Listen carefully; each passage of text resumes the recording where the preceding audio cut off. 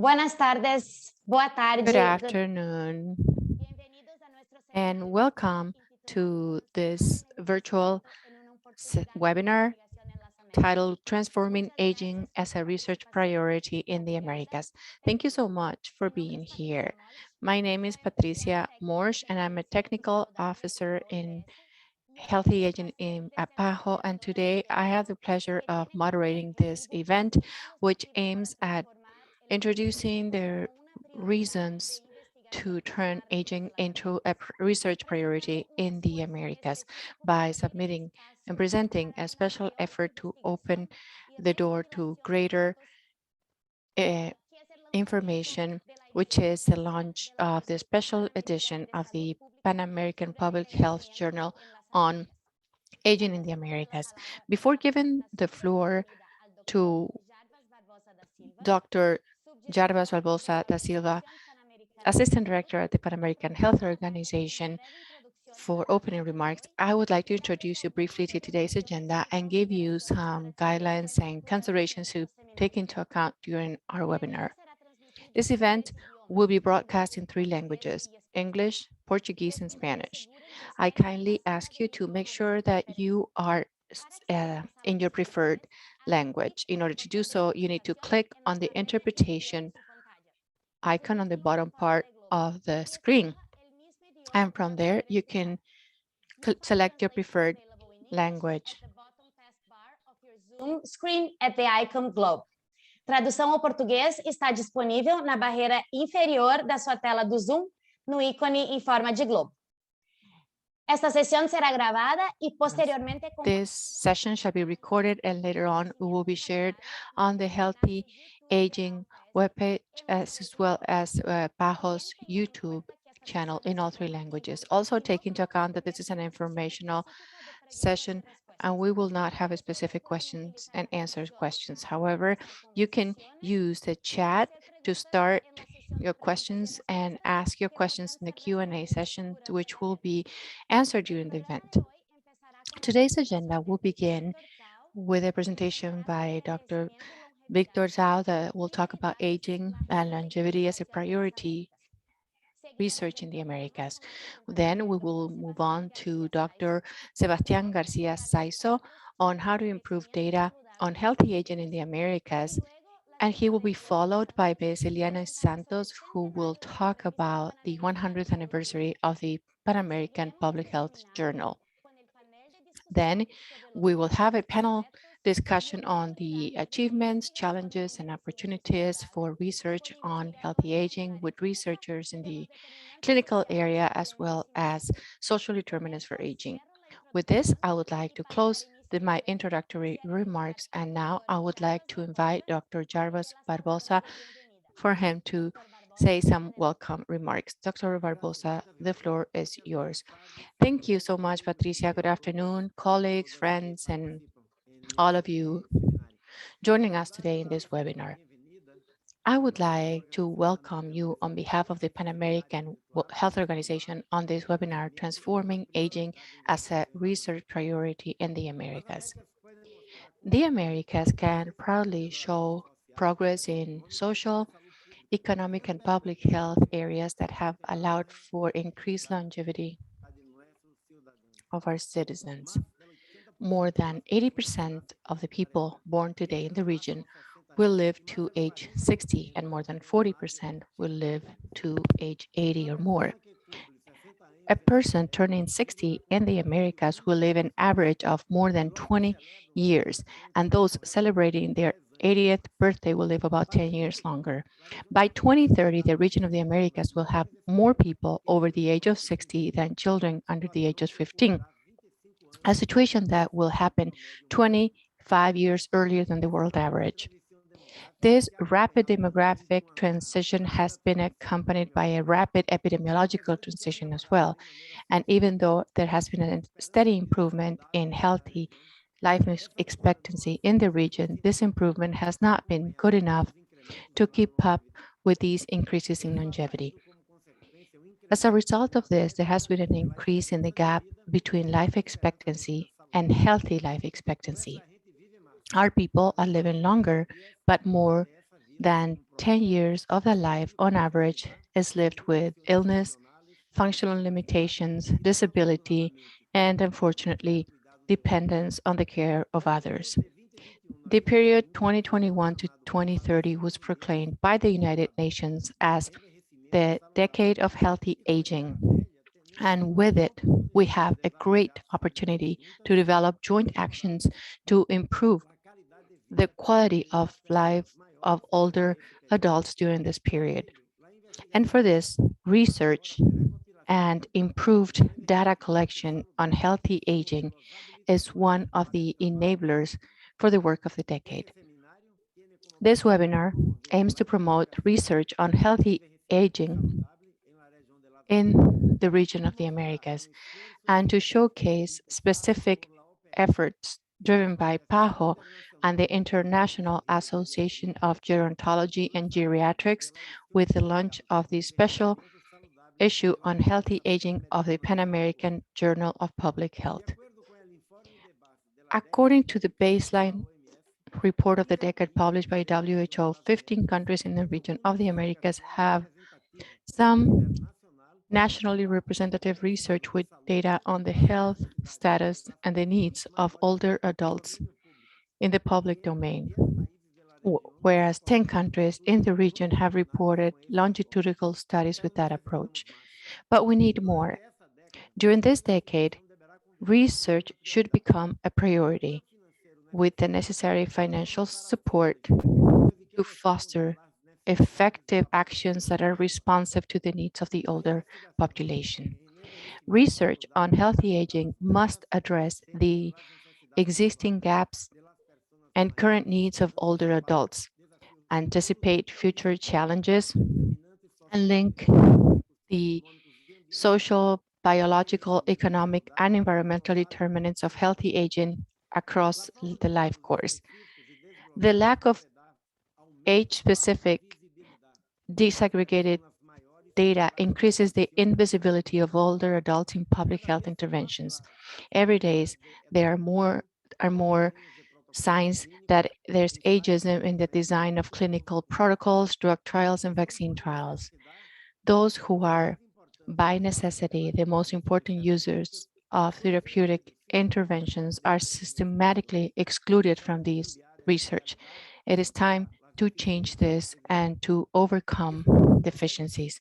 My dear colleagues, the PAHO's Pan American Journal of Public Health since 1922, almost 100 years old, has had the mission to serve as a vehicle for the dissemination of scientific information on public health of international relevance, especially in the areas related to PAHO's essential mission of improving the health of the peoples in the Americas, bringing political authorities, researchers, and healthcare professionals closer together. The recently published special issue on healthy aging is now available online and is free of access, and it presents important research results on healthy aging in the Americas, especially in Latin America and the Caribbean. A special acknowledgement to all of the panelists that will be joining us today in today's activity, especially Dr. Victor Zhao, President of the National Academy of Medicine of the United States, for his continued commitment to medicine and public health. Once again, on behalf of PAHO, I would like to thank you all for joining us today in this webinar. I hope you can enjoy the opportunity to learn and recognize the importance of prioritizing aging in the research agenda in the Americas. Thank you very much. Muchas gracias, Dr. Barbosa. Thank you very much, Dr. Barbosa. Just like Dr. Barbosa said, there's a lot of progress in the region of the Americas in the areas of research on healthy aging, but we need more. And the decade of healthy aging is the opportunity to work together towards these achievements. President of the National Academy of Medicine of the United States, to present about aging and longevity as a research priority. Dr. Zhao, the floor is yours. Thank you very much indeed. Good morning, good afternoon to everyone. Particularly a hello to all my friends at PAHO and across the Americas. Congratulations on your 100 years of the Journals of Public Health. It's very exciting. Thank you, Dr. Barbosa. I think your comments are very comprehensive and will reflect many of mine as well. So thank you. And of course, I want to thank Dr. Enrique Vega Garcia for inviting me to speak. So if I could have my slides on, please. First, I'd like to introduce to you who we are, the National Academy of Medicine. Next slide, please. So in the United States, there are 3 national academies of science, engineering, medicine. We are one of those 3. And we have a common history that in 1863, Abraham Lincoln and Congress chartered the National Academy of Sciences to be the parent organization, which now has evolved into 3 academies. The academies have programs under the National Research Council. As you can see, there's 7 divisions that address a variety of sciences. Next slide. And of course, in the case of National Academy of Medicine, we are particularly focused on health and medicine.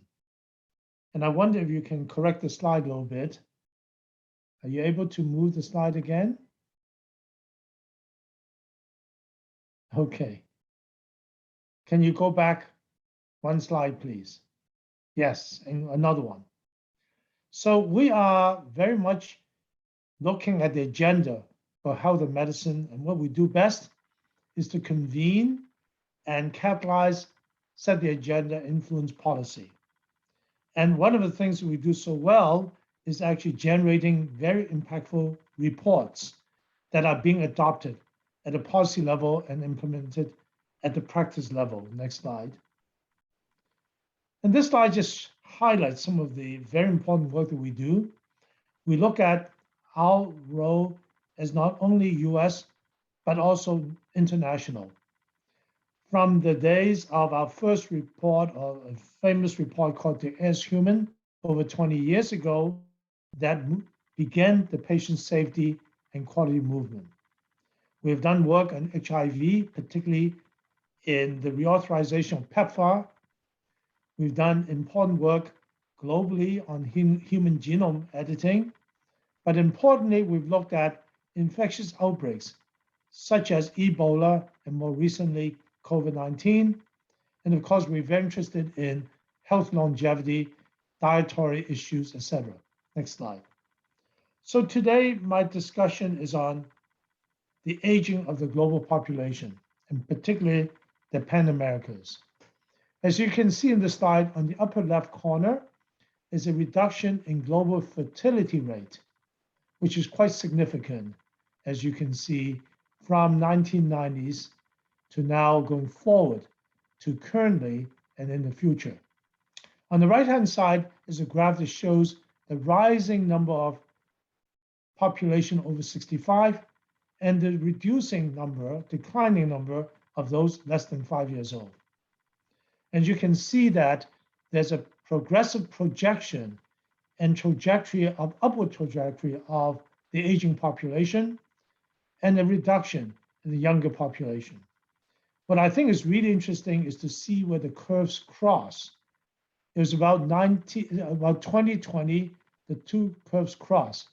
So that going forward, there will clearly be more people over 65 than those less than 5. In fact, it's projected by 2050, 20% of global population, 1.6 billion, will be age 65 and older. At the bottom of the slide, you see the age pyramid.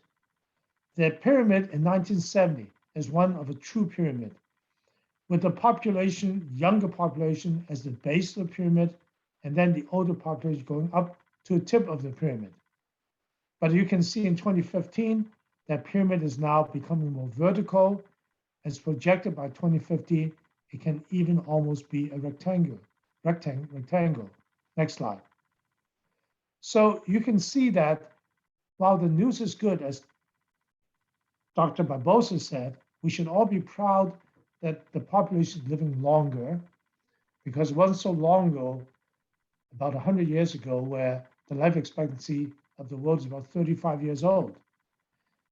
It's success, but there's also challenges ahead. Now, this slide used the word silver tsunami. I don't like the term very much. However, it does describe the fact there is a big wave of people over 65. So in both industrialized and developing countries, the rate of population aging stands to fundamentally change. And you all know this, how family, communities, societies, industry, economies function. Increasing chronic disease. Clearly, people over 65 have more chronic disease. Many of them have 2 or more chronic disease, diabetes, hypertension, arthritis, and cancer and others, dementia. And this puts its strain on the healthcare delivery system and having to treat more disease, and of course, puts a strain on the financing of healthcare. Of course, we all know that family structures are changing, and now with family moving all over the country and across the continent, the aging population have much less family structure to deal with, and of course, more difficult relationships. Social infrastructure changing with more elderly population. This, of course, speaks to social insurance, retirement programs, and of course, importantly, workforce size and composition as the younger population is decreasing and there are more retiring people who have met retirement age. Next slide. So the question is, are we prepared? And there's been several studies that look at global aging preparedness, CSIS, the Global Age Watch Index, and I would say that generally very few countries have made significant additional progress, reducing the projected magnitude of older dependency burdens. And some countries do well in one dimension, but do poorly on the other. So we really have to have governments and countries to begin to act and start planning long term, and to prepare financially, socially, scientifically for longer lifespan. I think it's a global imperative. Next slide. So for us, Pan America region is rapidly aging. It's projected that the population in Americas of age over 65 will more than double between 2020 and 2050. And you can see in this slide, in 2020, 6.5% population was over 65, which is shown in the dark blue. Next slide. But by 2050, there's significant change in the shape of the human pyramid, in which you can see that 65 or older will form 20% of the population. And in fact, there's a shrinkage at the base of the people who are younger from age 1 to 20. So Pan America region is facing the same issue as everywhere else in the world, but perhaps even more rapidly because of the success in improving health of the population. This is the Latin America and Caribbean data. Of course, in US, we look very much similar. Next slide. Now, I think we've learned how important this population is and how vulnerable it is. This data is from Argentina, looking at COVID. And the dark columns shows you the percent of the older population. Where you look at the number of cases of COVID, you can see only about 10% or so throughout the months from April to July that are infected with COVID are over 65. But if you look at the bottom one, in terms of deaths, about 60, 70, or even 80% of deaths are in fact in this population. Next slide. And we see very much the same data in the United States, that 65 years older account for almost 80% of COVID deaths in the United States. These are significant numbers. demonstrating the importance of healthy longevity, because as you age, you may be more vulnerable to different diseases, and now, of course, of a pandemic. And we must therefore improve health span of the individual in order to reduce the deaths related to COVID and to chronic diseases. Next slide. So I think the issue that we are faced with is, in fact, this issue. We are seeing this change at a time when it lacks sufficient economic resources. The country, Latin America and Caribbean, particularly to provide for older adults. In one study, the Power Plan for Action for Health of the Older Persons, 50% of the older persons says they did not have the financial means to meet their daily needs. These are very numbers of great concern. And of course, the healthcare costs of demographic changes are predicted to be really, shall we say, of great strain and stress to the Latin America and Caribbean areas, as you can see in this report by Lajin. Next slide. Now, you know, the healthcare cost of demographic change could be catastrophic, especially if countries in the Americas follow the Western model of modernization. That is, more NCD, lifestyle changes, more multi-morbidities. And so there are options to avoid these catastrophic costs. And I want to highlight Costa Rica as one that has done, you know, important changes. Life expectancy tends to track closely to national income, but Costa Rica has emerged as a model because it doesn't quite follow the US model of healthcare, but instead made important public health central to its delivery of medical care. You can see in their plan launched in 1995, they merged public health hospital systems to allow public health officials to set objectives for healthcare delivery as a whole. They've integrated medical records and data, particularly household condition and medical record itself. Every Costa Rican will be assigned to a primary care health worker, and every household is a visit at least one time a year. And the result is really quite impressive. That is, you can see the individual rates of catastrophic health expenditure has declined, and community use also declined. Next slide. But of course, this is not enough. You know, we have to think about social care, many other issues. And of course, Costa Rica is looking at all those as well.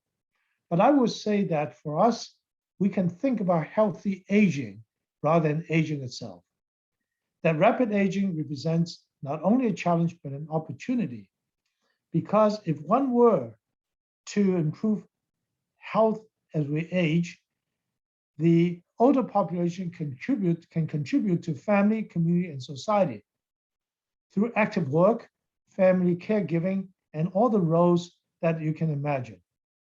And we also need to make sure that we're aware that women are particularly vulnerable, and that we need to think about ways to help them, assist them, because they have lower pensions, their jobs could be eliminated through automation, and of course, big family giving responsibility, as in fact reported in UN Decade of Healthy Aging. Next slide.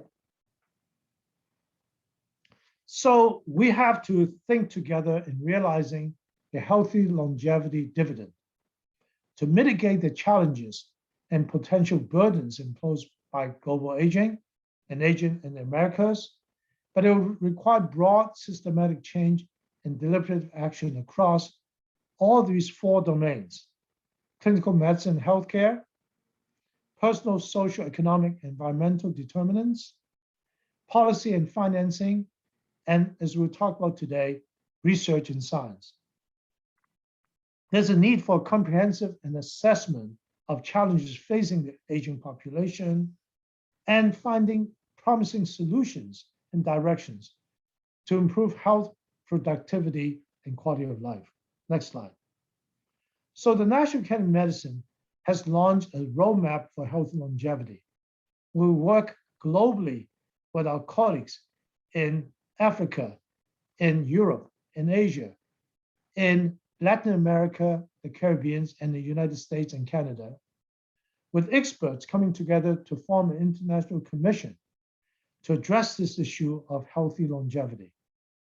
And the commission will assess the evidence across 3 domains: social, behavioral, environmental enablers, healthcare systems and public health, and science and technology. And of course, many themes are cross-cutting in policy and practice across these 3.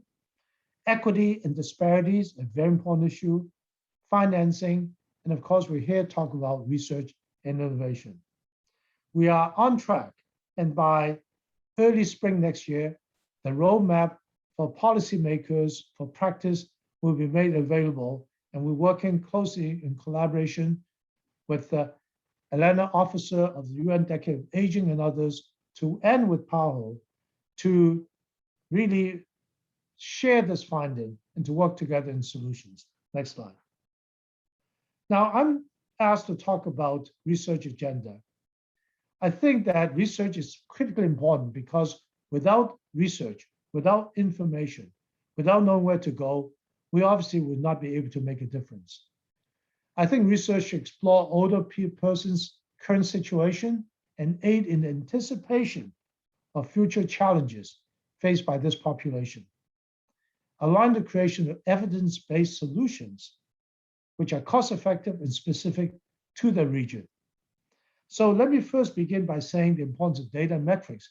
You already heard from Dr. Barbosa how important that is to capture health data, both for outcomes, for clinical care, and of course, for research. And to develop a learning health system that use that information and the experience to improve the way that we, in fact, care for the older population. An important outcome of data and metrics is healthcare delivery or implementation science, the interventions that's needed in prevention, promotion, and care in the population. I think we must remember that the importance, because the population and the issues cut across social, biologic, economic, environmental conditions, we must bring together the sciences we call convergence of these areas to work together in looking at the first and second halves of life. Convergence of sciences. We can't do this alone. We must develop innovations that include biomarkers, new treatment and interventions to improve healthy aging trajectories. As I said, we must focus on Healthspan, the well-being, mental, physical, and overall well-being of our population, even as they age, even before they reach 65. Next slide. In data and needs, I want to emphasize the importance, as Dr. Barbosa has, in the collection of data, the collection of useful data, but also desegregated data so that we can see age, sex, geographic, and standardized data. As you know, as he said, if you don't collect the data, we can see total data, but not able to make an impact in specific populations, such as the older population. And in so doing, we have to collect health, but also social needs. I've said repeatedly how important that is because the well-being of the older population is very much dependent on social environment. We know the strength of the older people, the contributions they're making right now economically and non-economically, so we can track the improvement in those areas, the intrinsic capabilities. Dr. Barbosa talked about ageism. We really need to know how much ageism, discrimination, and biases in this population in collection of our data, and every day in data about the population, but also about healthcare. We must know about elder abuse, which is a significant problem, and the data is not well collected, and which are the barriers for elders to participate fully in the society. Now, there are some good examples, regional examples have now measured longitudinal data, as Dr. Barbosa said.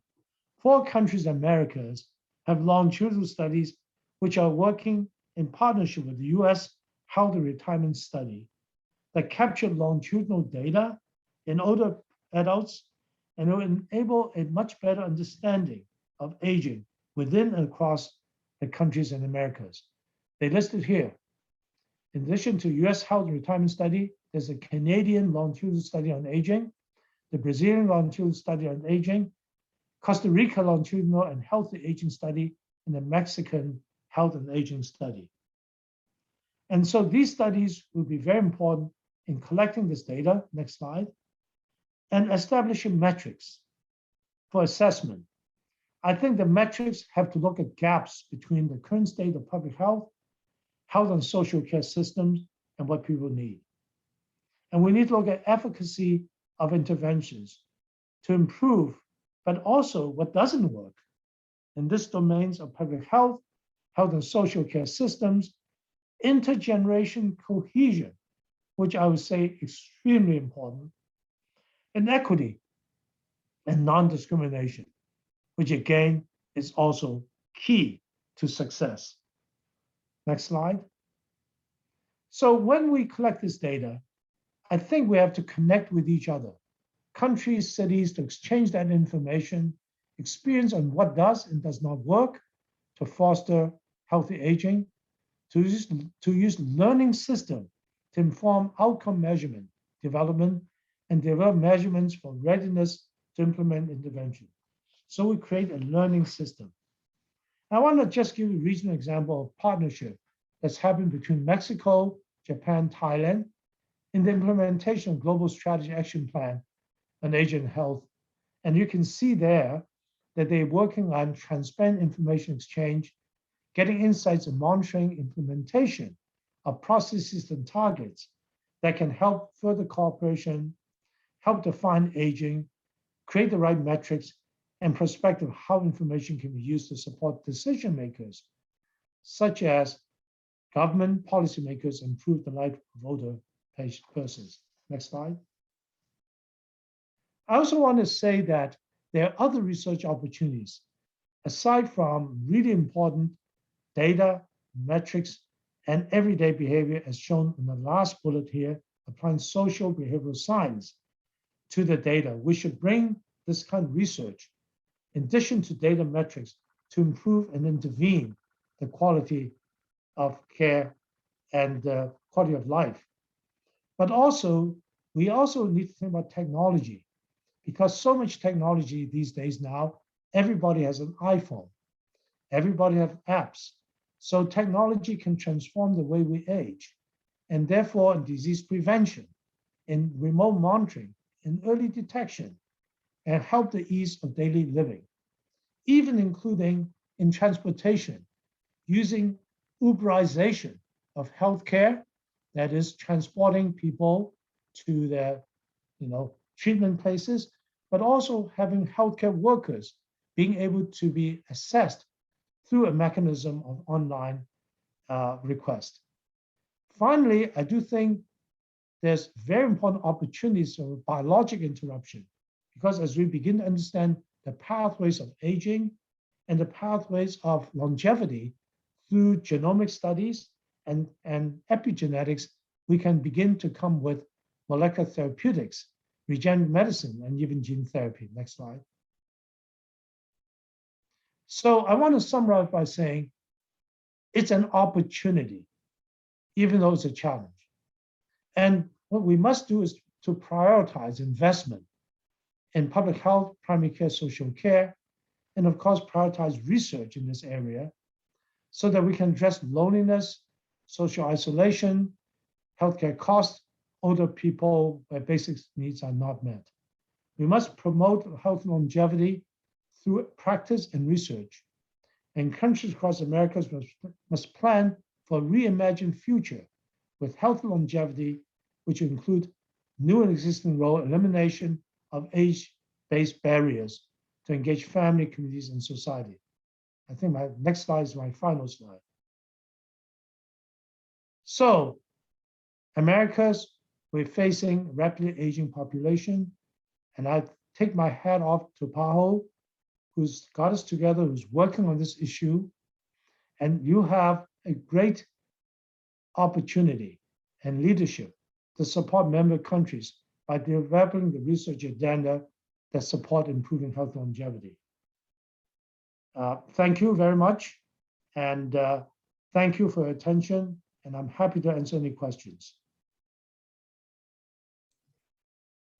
Thank you very much, Dr. Zhao, for your excellent presentation and for being with us today, sharing these excellent points about research on aging and the work from the National Academies on this matter. Thank you so much for your support. En seguimiento a nuestro seminario, les presento el Dr. Sebastián. Now, it is my pleasure to present Dr. Sebastián García Saizo, Director of PAHO Department of Evidence in Health, and he will talk about the data compilation for healthy aging in the Americas. We cannot hear you, sir. Let me share the correct screen. I don't think you have the correct screen. We just need your presentation. Thank you.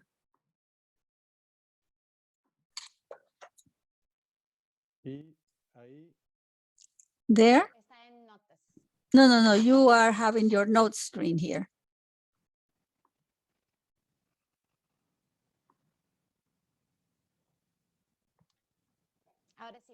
There, that's perfect. Thank you so much.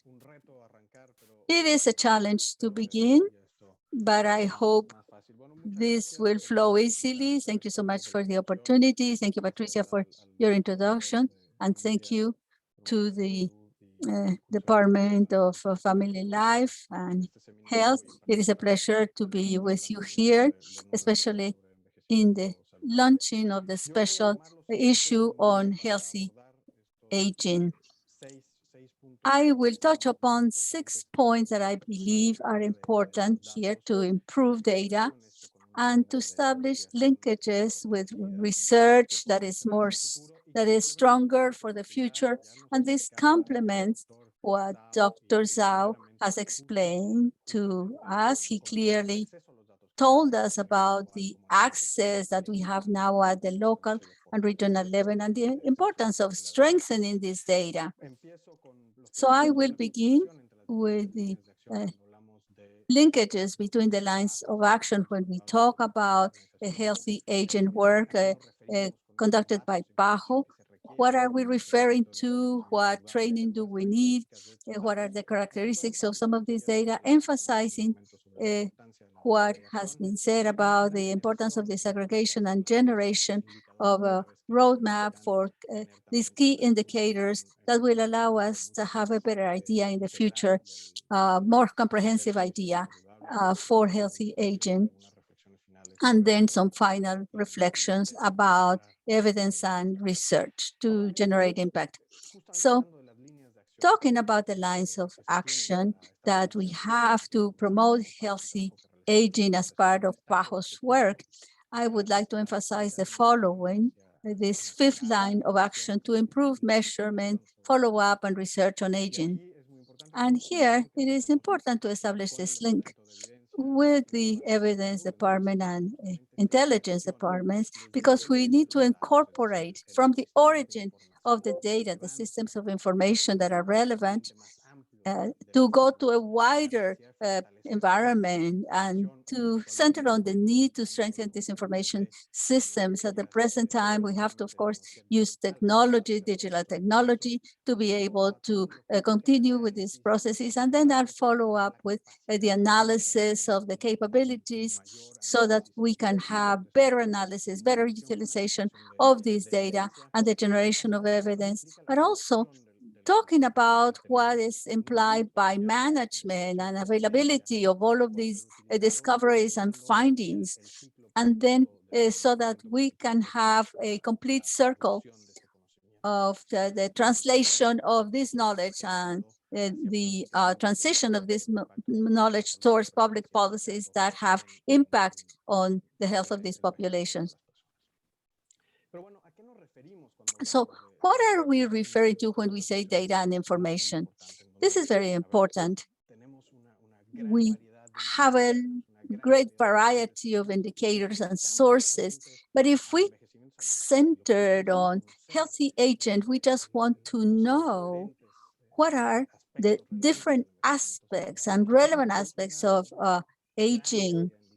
So we have a lot of indicators. We have an entire gamut of factors that give origin to these different dimensions. So we need, importantly, a coordination among experts of different disciplines. And I would say, for instance, gerontology, demographics, health services, areas focus on care for the aging population, civil society, and the actors who are the older adults.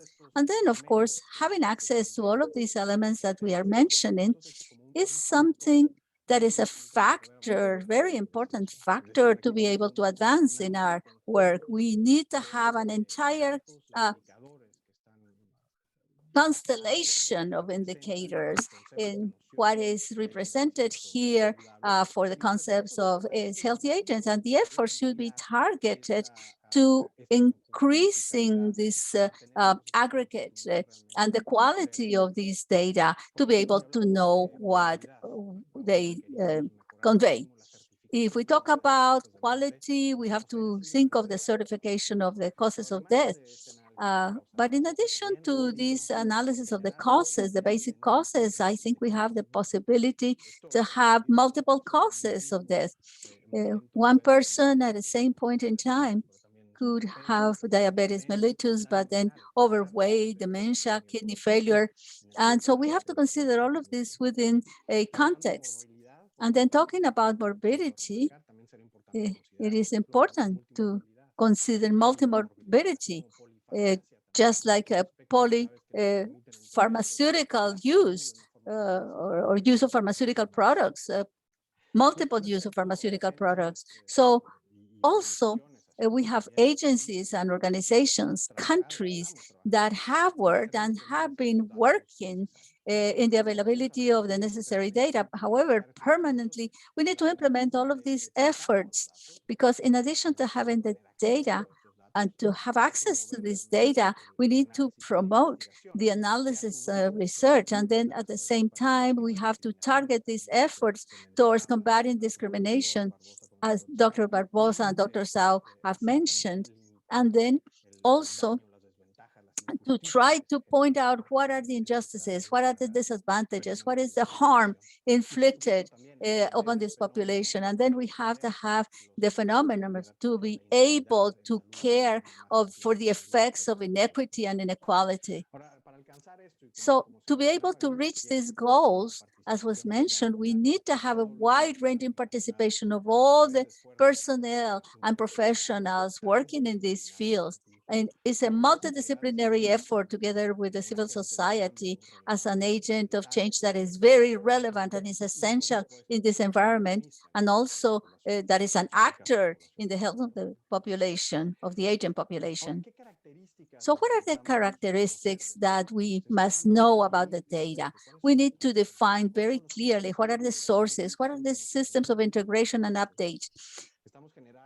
Also, we need to have in a coordinated way, what are the coordinated, the indicators for quality and the technical charts. Also, we need to know what institutions and agencies at the national and international levels are responsible for generating, calculating the indicators and monitoring those indicators, as well as the strategies to improve collection, processing, and correct use of this. And then, of course, the correct type of media and the timely diffusion of this data that will be needed to be able to generate all of these characteristics. So we need to standardize this. We need to have better quality, better opportunities to be able to plan for these agendas.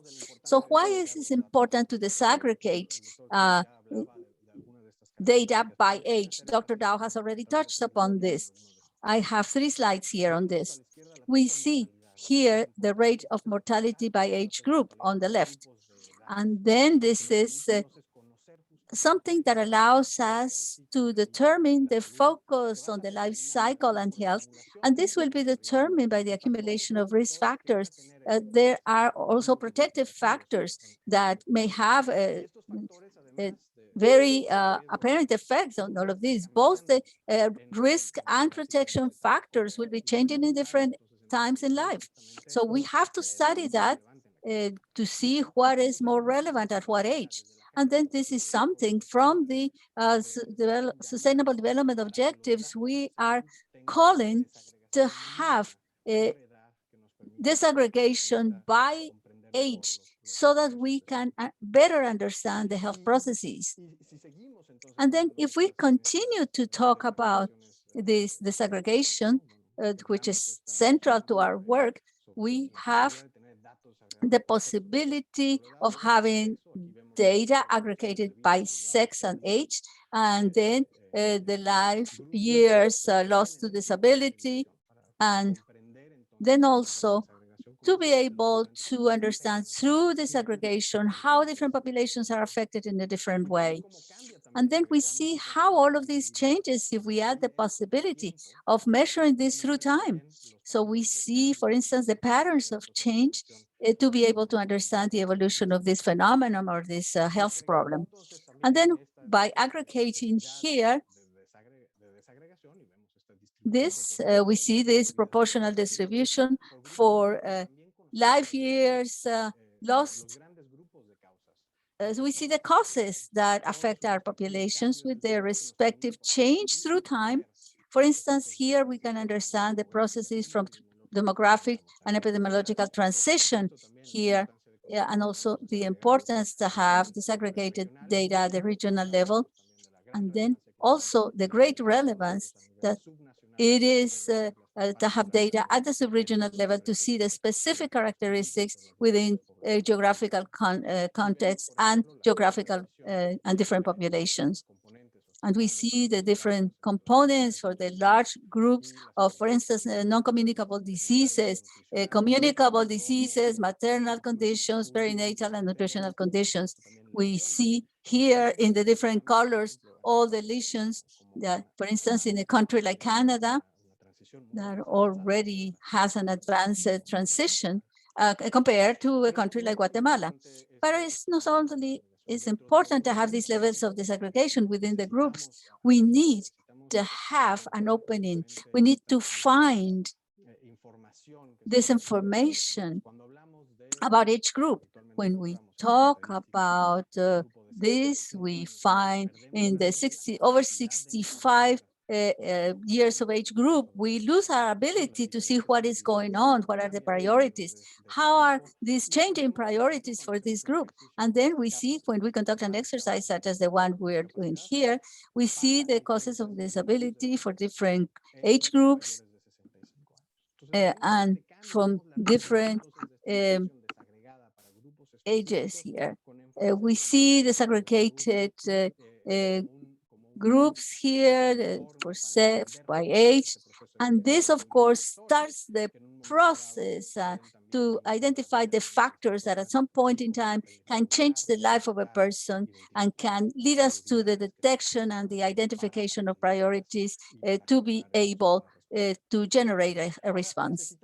So we need to move towards the possibility of having a more comprehensive vision of the data in this sense so that we can explore it better. So I would like to emphasize here the need to have the definition of the intrinsic capacity and the functional capacity as the surrounding ideas for this central concept. Even in this sense, we have a need for lots of data and indicators so that we can generate them continuously and routinely. And so we have the opportunity to know the aspects of aging in a more comprehensive way. And then, of course, we need to see this not only from the usual points of view that we use at present to visualize all of this.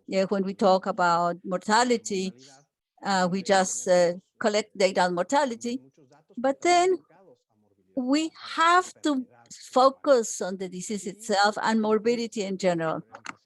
And here I would like to emphasize the need to create this perspective of gains in health. And then that is the way we move through this effort. If we have the example of two older adults that may have exactly the same diagnosis, for instance, diabetes mellitus or Alzheimer's disease, but their intrinsic capability or capacity will be different because of the individual characteristics of the person, and then the environment too, the environment and the relation to the functional capacity, because it is important to see whether the person has or doesn't have health services, rehabilitation services, family support at one point. And then in this sense, by comparing these two people, one of these persons may be dependent and the other may not be dependent, even though they both have the same diagnosis. But this we will only know if we have the available data. Today, we have, Dr. Sao has said this, we have several surveys on disability, aging, and special studies about aging, and then sources and studies in specialized centers that give us this information. But then we go into more detail into the report about the report on aging, but also I'd like to emphasize here the role about the possibility of having routine data generation in accordance with the functionality international classification. Talks about the course of life, and then the entire family of classifications at the international level. So PAHO, for the first time, PAHO has incorporated an impact indicator in the strategic plan. This is the proportion of people over 65 years of age that depend on care, and also this is part of the work that we have been developing in this process of change to include new indicators as part of our interdepartmental and interprogrammatic work towards the analysis and research of healthy aging as a comprehensive unit. And then to end, we need to accelerate the generation of evidence. We need to accelerate the investigation agenda and the research agenda to be able to have impact. We need to facilitate the availability, access, and analysis of the data, information, and existing indicators. And here I would like to underline the role of the health information system to be able to generate routinely data that allow us to see what is the status of the health status of the people of advanced age. Also, we need to improve the quality of information. We should not be complacent with just having data. We need to improve the quality of that data. And then also we need to consider measures and metrics in real time to be able to facilitate decision making every day, and together with prospective studies and longitudinal analysis to track aging through time. We need to also promote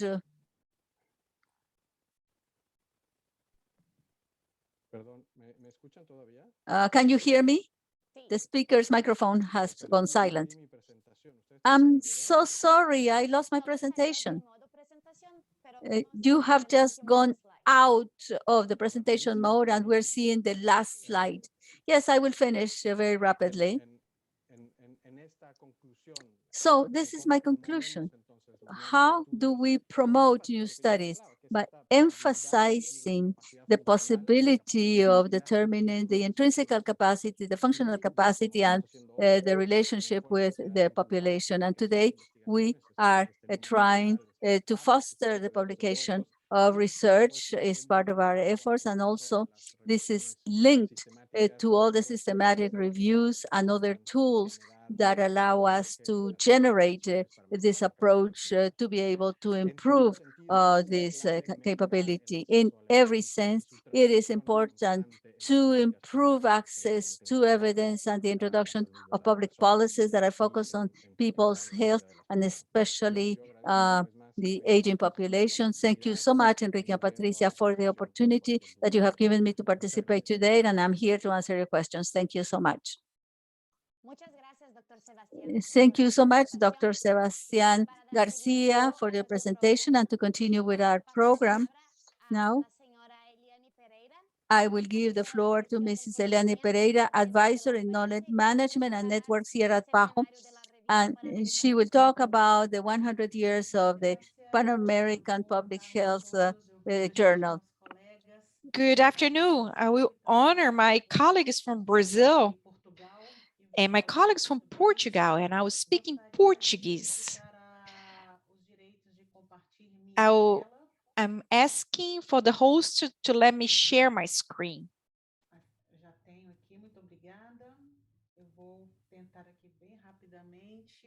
I am preparing to share my screen.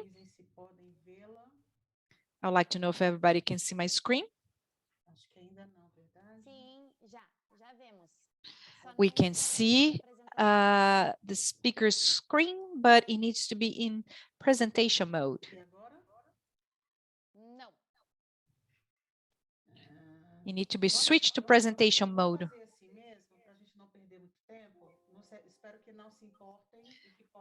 I hope you don't mind. It's not on the first slide. We see the last slide, not the first one.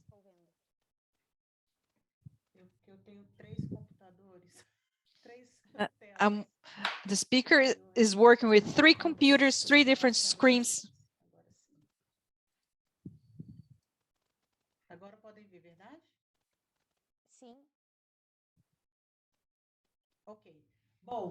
Muito rapidamente, I'll be brief. My presentation is simple. And I will talk about the magazine Pan American Journal of Public Health. This magazine was commissioned by the member states in 1920 during the 6th Conference for International Health, and the countries that were represented, they saw a need for the organization to have a meeting to talk about international health and to find a tool to share information and to bring information, proofs, knowledge to all the countries that were part of this body of public health in the region. And in order for the Secretariat, a monthly magazine to talk about issues related to health in the region.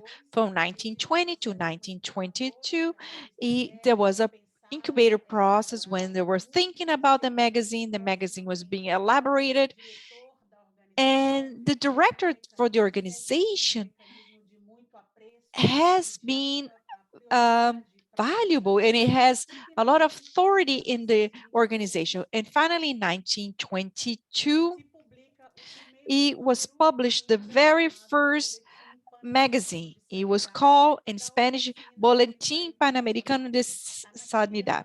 It was an international magazine for Pan American health. The first magazine talks about how important was to share knowledge among nations.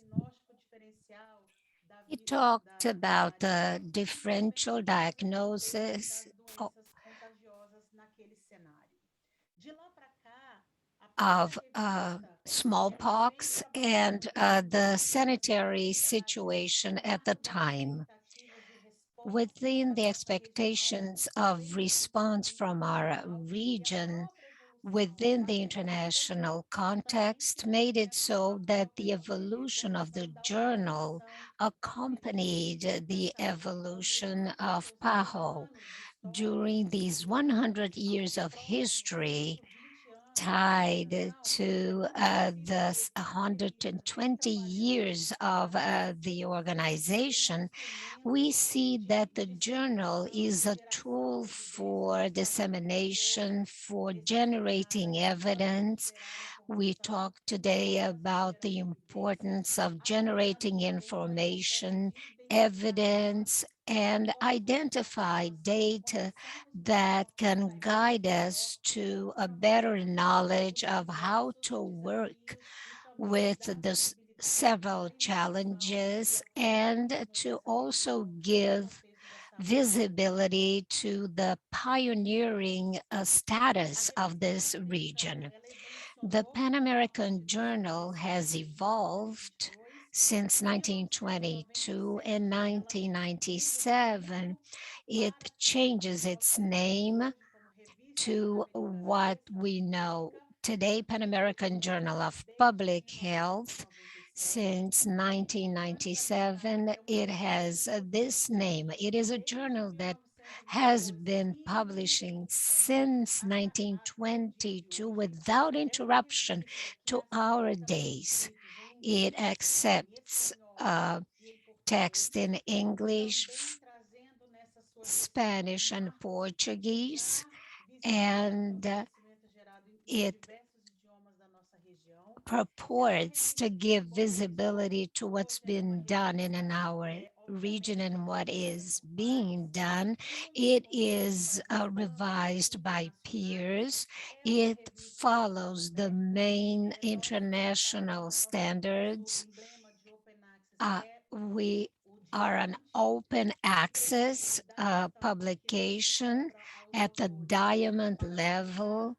We do not charge authors nor readers, and it is present in the main databases PubMed Central, Lilacs, Yellow Public Health, and Maze, DOAJ, among others, very well known internationally. The Pan American Health Journal prioritizes the issues in the region following the mandates both by PAHO and WHO, and thus it tries to add value to the agendas of both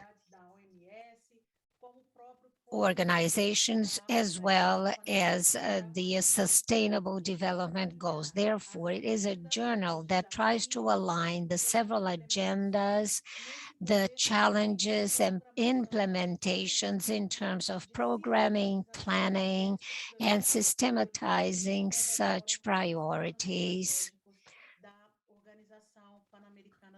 within the strategic plans of both PAHO and WHO. This we show you, we make this parallel to create this context of why and to underline special projects, special issues ties, such as healthy aging in the Americas,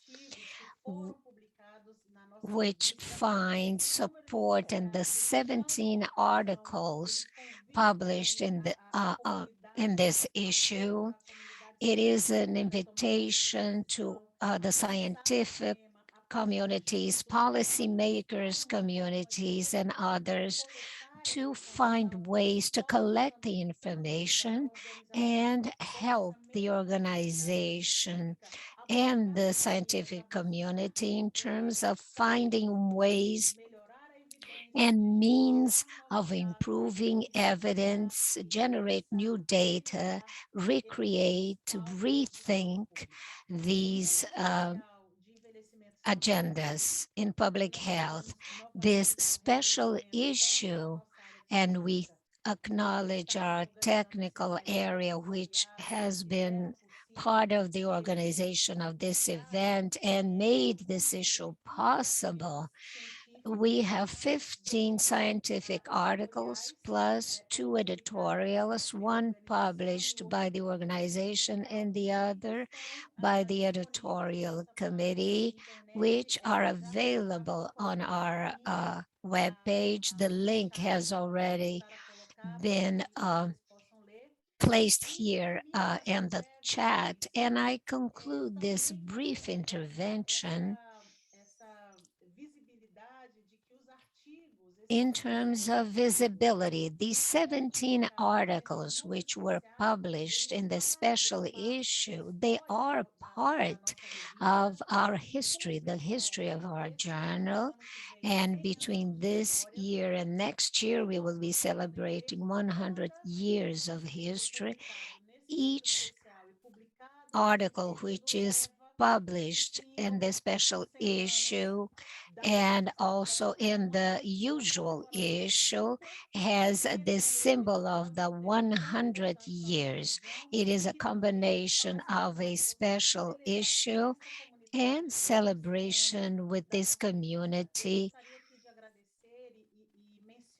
And I would like to mention our colleagues who Daniel Vasquez and Liana Yipston, Olga Zerba, they are the hardcore of our journal. Our editors, the people who do the revisions are all very serious and dedicated people. I invite all who are here to read the special issue, that to send us their originals and keep walking along with the PAHO and WHS. Thank you very much. I yield the floor. Refuerzo la invitación de la señora. I would like to reiterate Ms. Liana's invitation for you to visit the special edition and read it. The link is on the chat. Now, the next activity in our webinar is to have a discussion panel on experiences, challenges, and challenges in investigation and research on aging and health based on the special edition on healthy aging. The special edition has publications from different researchers and research outcomes in the region of the Americas, especially in Latin America. PAHO had support from the International Association of Gerontology and Geriatrics, IAGG, to develop this special edition. I would now like to give the floor to my colleague, Dr. Enrique Vega, head of the unit of Healthy Life course at PAHO, to moderate this session. In our panel, we have Dr. Mariana Lopez Ortega, researcher on medical sciences from the National Geriatrics Institute in Mexico, Professor Nora Keating, Director of Global Social Matters on Aging from the IAGG, and Dr. Leonardo Rodriguez Mañez from the IAGG Global Research Network on Aging. Dr. Vega, go ahead. Thank you, Patricia, and thank you all of you for being with us on this very special webinar. We are a little bit behind. I hope we haven't bored you, and I hope you found everything that we've presented today interesting. It's a pleasure for me to work rather than with a colleague of with a group of colleagues, a group of friends, which makes, of course, our conversations much easier. I would like to begin by mentioning a topic that was key to us, like Patricia mentioned and Elaine mentioned.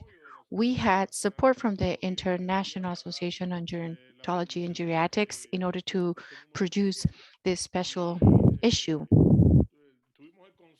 And we had consensus from the two large areas of research from the IAGG.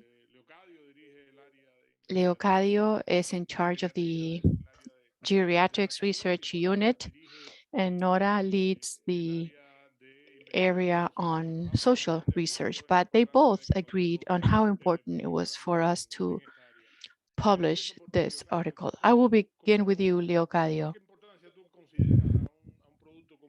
How important do you think this issue is for a region like Latin America and the Caribbean? Because you've been working with us for over 20 years now, and I would like to know your take on this. Thank you so much, Enrique, and thank you to Pajo for inviting us to be part not only of this webinar, but also to be able to collaborate on this issue. When Enrique reached out to us about the possibility of collaborating, honestly, it was, speaking in soccer terms, a very easy goal to score, because what a better thing organization than Bajo to cooperate than on aging. The current IAGG chair is American, and the next one will also be from the Americas, an Argentinian. So we thought it was perfectly on point. Now, talking about specifically about this special issue, I believe it reflects very well the reality of research in Latin America on the issue of aging in general and healthy aging in particular, even more so from the public health point of view. Actually, when you go over the manuscripts that were published, it is notable to know that research focuses on how to diagnose functionality levels on any given subject, how to rank it. So throughout the issue, we can see how important it is to talk about functionality at the center of everything we do. But not only that, but also information on how, as of today, healthcare services can address these needs and even pose some new research challenges on how to address this issue, which is very interesting because the IAGG, through the Global Aging Network, had just reached consensus on research priorities on aging. And I hope that 4 months from now, we can publish this. We're waiting for approval from our superiors, but basically a lot of the priorities that aging researchers have identified match a lot of the aspects on the articles that are part on this special issue of the Pan-American Journal on Public Health. And I would like to make a brief comment in this regard as well, if I may. One of the risks in doing research when it is done in countries that do not have a lot of research funding is that they end up answering research questions that are pretty much coming from other countries with other issues that kind of set what the research lines are. So when you do research in Latin America, we need to avoid this, because otherwise we will end up addressing questions that do not belong to us, using methods that do not belong to us, and coming up with solutions that do not belong to us. And to conclude, let me tell you that about an example of a European project where something that was extremely successful in Europe, we're validating here in 4 countries in Latin America. And let Pajo know that as a result of the data that we get from this, we will do a sort of ranking. So whatever model we come up with, in this case would be diabetic older adults, could be replicable in Latin America, but not doing the exact same thing within Europe, but rather tailored to our region. So I believe that this special issue comes at a perfect time, and it addresses topics that are extremely current and extremely interesting. Thank you so much, Leo. Nora, you have promoted Nora, você falou social sobre research pesquisas on e aging sobre questões relacionadas ao envelhecimento in the social. Você falou world disso ser uma through your work prioridade. at IAGG. And then also Nós here temos with us, insistindo you have muito na insisted upon importância the desse importance of assunto this topic nas in the regiões region of das the Americas. Américas. In fact, you were Você the foi uma das person pessoas que who nos gave motivou us com essa an comunicação, de incentive falar de to participação de prepare this pesquisadores. publication, and you were some of the social Você falou também dessa researchers that most publicação da saúde contributed pública. to this Você sempre falou research. You muito da have always importância do understood envelhecimento very well social, the importance of da our identidade. social Você falou também da determinants importância dessa of health in our publicação. region. How do you see the Você falou muito importance, how do important you see desenvolvimento the da role of these results for the gerontologia health of social. all? Thank you, Enrique. It's a great pleasure to be involved in Muito this panel. obrigada. É um prazer ser parte desse painel. I'm hearing, I need to turn this up. I'm hearing translation in my ear.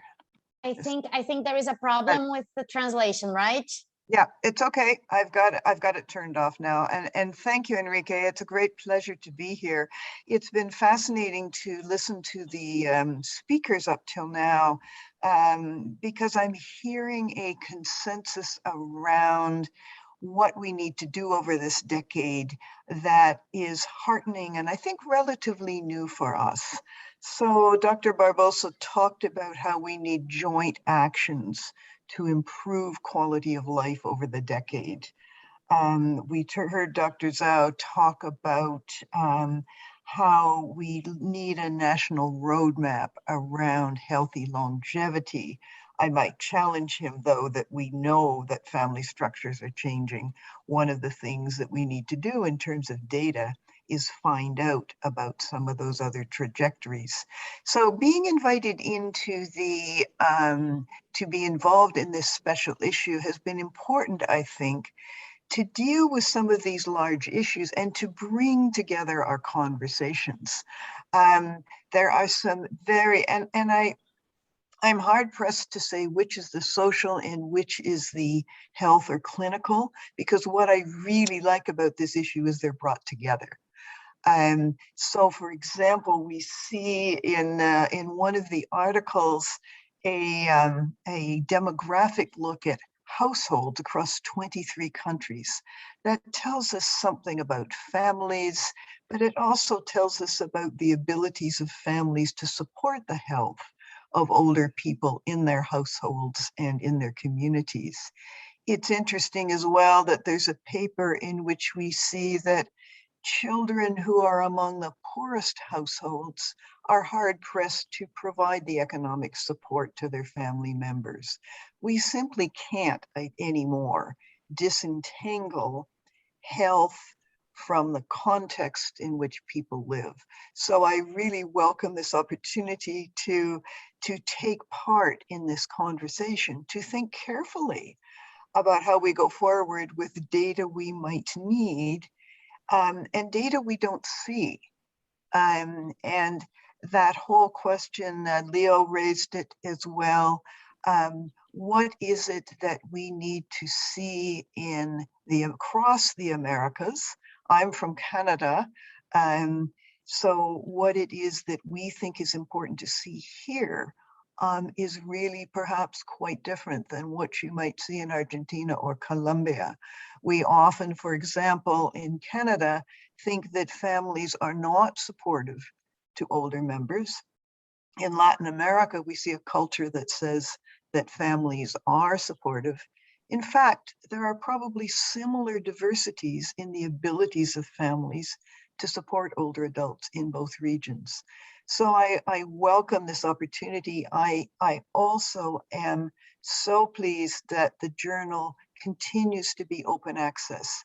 If there's one of the contributions we can make to the world that is so important, it's giving people access to the knowledge we're creating. And that is not the case with so many journals in so many parts of the world. So thank you very much. I think it's a wonderful opportunity to start the decade. Thank you very much, Nora. Mariana, tú en realidad... Mariana, you are very young, a young researcher, but I have known you for many years. You are very productive in your research. I would like to know about the barriers that you consider that we have today, so that in researchers just like yourself can develop research and can have publications, generate evidence that motivate changes, and especially how do we motivate young researchers to participate in the area of research of aging in the region? Thank you so much, Enrique. Thank you for your invitation. And thank you for calling me young. We're talking about aging. So I think we have several levels. We have the individual level, for instance. We need to generate more opportunities to train in research on aging. There are many programs. We have BS programs, we have technology, we have research, social research. Sometimes research on health is in the back. Not all the programs and not all the countries of the region have research on aging programs. But then we have networks such as PAHO to be able to generate mechanisms for financing. And in Mexico, we would need to have a scholarship or a fellowship program so that people can have the proper formation. And then to see that in their respective countries, people have the opportunity to train on healthy aging. So financing is always a matter of interest, but also we should have programs. And if the country doesn't have a program, the researchers should have the opportunity to go back to a program in another country and to go back to their country to apply what they have learned. But I think at the local level, we also have to have individual opportunities that are applicable in practice. At the macro level, of course, we have to see that what each country sees, and if they see this is important, and also if there's financing, the priorities are defined through financing.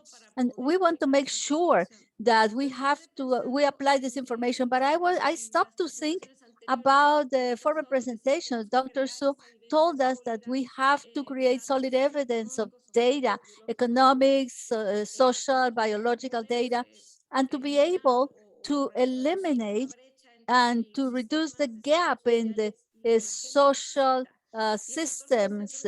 And then Dr. Sebastian Garcia also told us that we have to improve systems of information.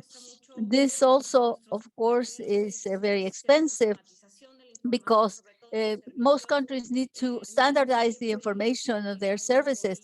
Many times, these services are not up to par with what is needed for research using administrative data, as we can use it in the US or Canada. For many countries, this is expensive. The same thing is with the surveys. It is ideal to have longitudinal surveys, but that's complicated. But then also, Dr. Leocadio told us that we really have a big a challenge ahead of us, but we have to see what other countries are doing at the level of the region, at the level of the country. We have to see what is the priority for our country, what is our guideline, how are we going to set our guideline to have these programs so that we can train and apply this knowledge, but also something that Dr. Sebastian Garcia said about the sources of information. I think people in themselves, when we talk about the gaps mentioned by Dr. Sau, we should consider the people, the civil society, and the society in general as a source of data. And then also we should approach the associations for recopilation and collection of data to see what type of system we can have. We should have a more solid health system and not only be agents of change and agents of participation, but also sources of information. So we all need to have our own guidelines to see what other sources of information we can use. And then we have to actually number our limitations and then try to limit them, try to reduce these limitations. Thank you so much, Mariana. Leo, WHO and the United Nations have defined research as an important enabler and a necessary enabler to be able to meet the goals of healthy agents in the decade.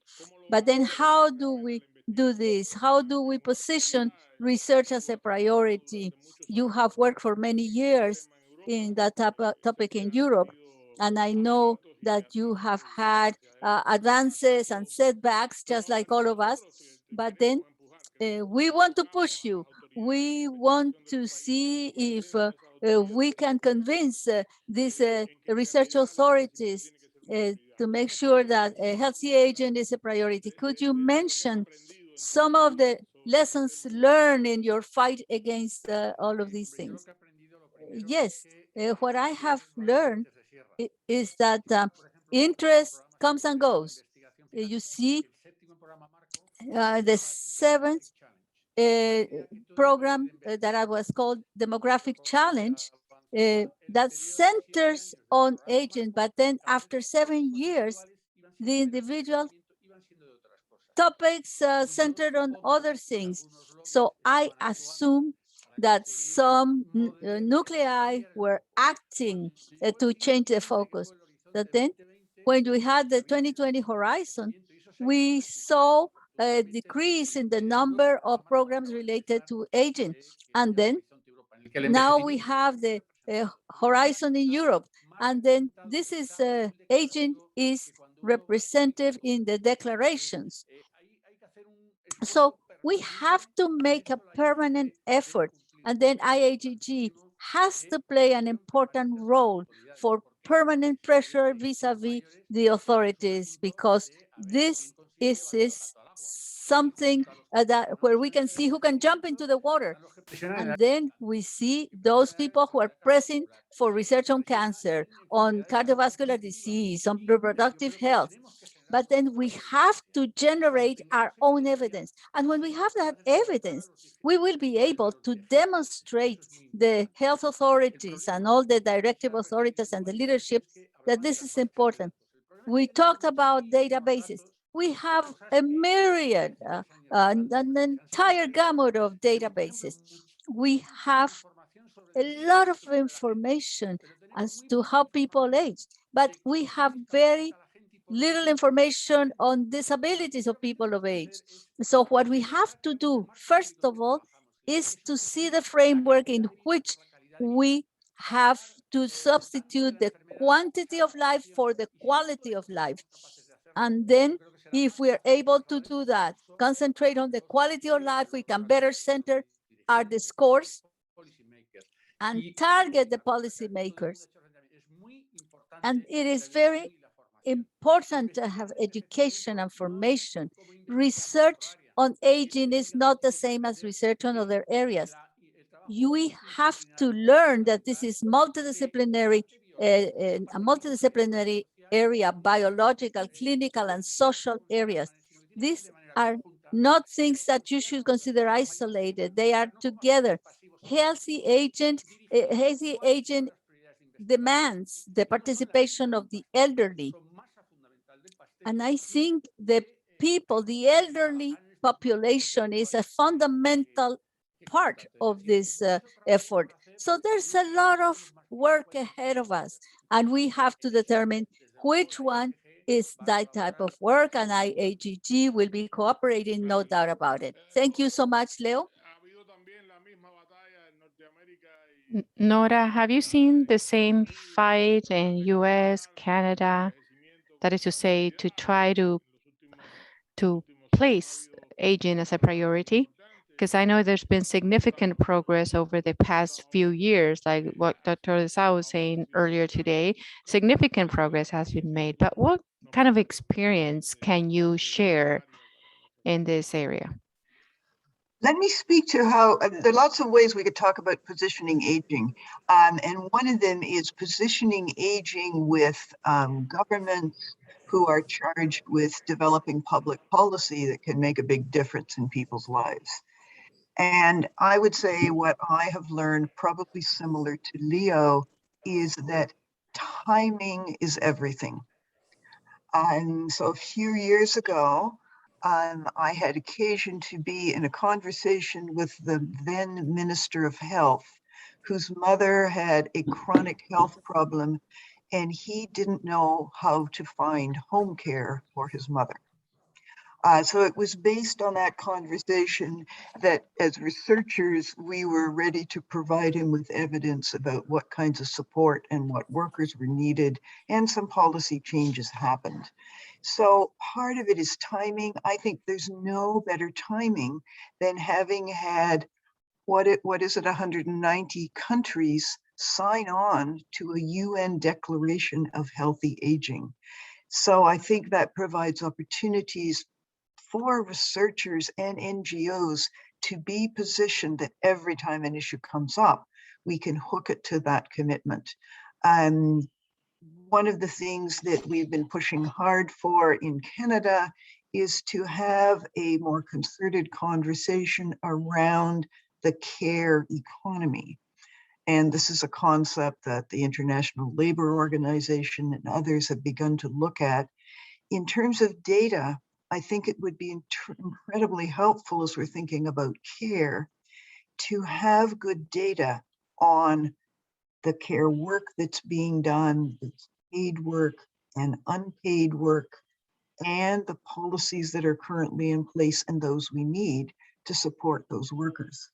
In our own work, we just last week did an analysis that showed in Canada in 2018, the value of the unpaid care provided by family members is $93 billion. Now, we're a country with only 35 million people. So being ready with those kinds of data where you need it, placing an economic value on it, looking for the right opportunity are all ways we can position aging.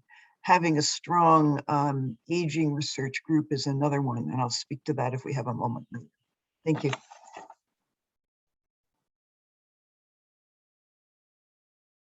Thank you very much, Nora. Mariana, el INGER ha generado una red de trabajo. The INHER has developed a significant research network in Mexico, whose results are starting to become more visible. And I believe it was very important, and it made a significant impact in some health-related decisions. What kind of takeaways do you have that could be important for the countries in our region? Thank you, Enrique. Where undoubtedly this network that is like its second stage or its second wave, because it's been in existence for 11 years. It was 11 years ago is when we created the first network on aging, and it has been core for the development of our institute, our National Geriatrics Institute. And it has been at the core of its development, not only because of its research work, but other areas in which they are involved. And they also engage with other groups, for example, the Collaborating Center on Aging Research, where we have INGER, UNAM, the Polytechnical Institute, and many others.